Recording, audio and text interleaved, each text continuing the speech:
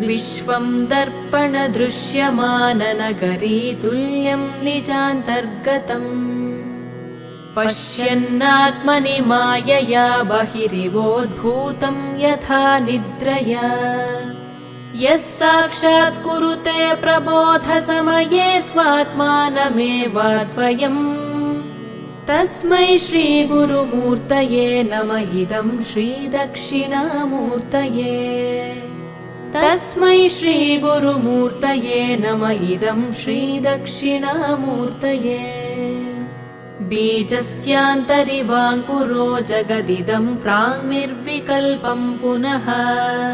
मायाकल्पितदेशकालकलना वैचित्र्यचित्रीकृतम्